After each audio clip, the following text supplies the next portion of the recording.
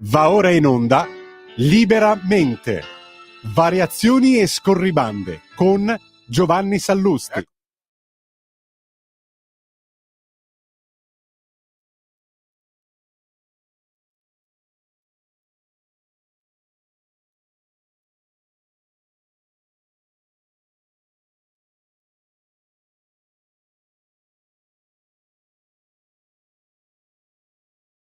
Bentornati a Liberamente, variazioni e scorribande qui su Radio Libertà.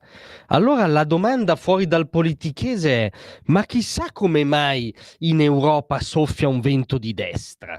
Cioè chissà come mai, al di là dei cabinetti, dei blocchi repubblicani contro lo spettro nero ora in Francia, delle liturgie di palazzo sempre più stanche, che sempre più stancamente cercano di negare e contenere questo vento, ma qual è la genesi nella realtà, al di là della bolla del palazzo? Cioè, come mai c'è questo vento di destra? E la cronaca viene in soccorso, perché poi la cronaca ha il grande pregio di non essere ideologica, bensì descrittiva.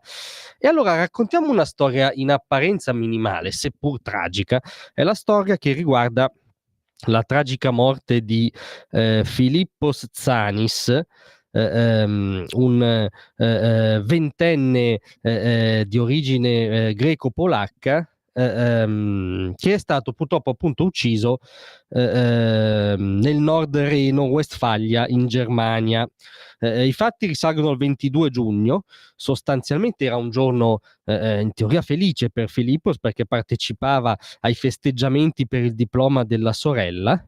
La festa poi si è prolungata, come capita a quell'età, in quelle situazioni, in locali, si è prolungata insomma fino a tarda notte, e a un certo punto è scoppiato un alterco, una rissa.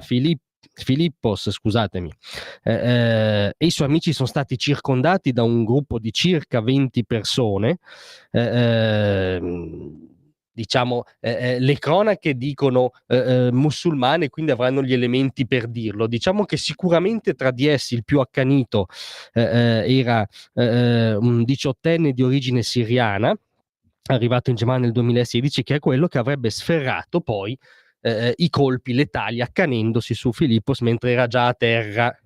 E come mai si sono accaniti proprio con lui? Ora, qui stiamo sempre alla cronaca. Un elemento di cronaca è che Philippos aveva una croce al collo, cioè portava al collo il simbolo per eccellenza della cristianità, che volenti o nolenti a sua volta la cultura secolare della Germania, dell'Europa, dell'Occidente, e che evidentemente è pericoloso ricordare oggi nelle città della Germania, d'Europa e dell'Occidente, perché sembra proprio che lui sia stato circondato, aggredito e pestato alla morte perché aveva questa croce al collo.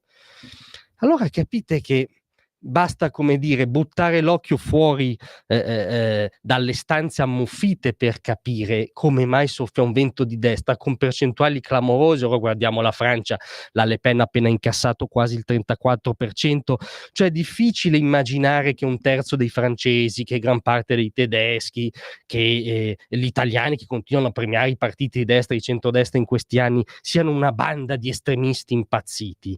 Cioè evidentemente ci sono degli snodi irrisolti in Europa che stanno andando fuori controllo. Evidentemente uno di questi snodi irrisolti riguarda la gestione dell'immigrazione e della sicurezza urbana.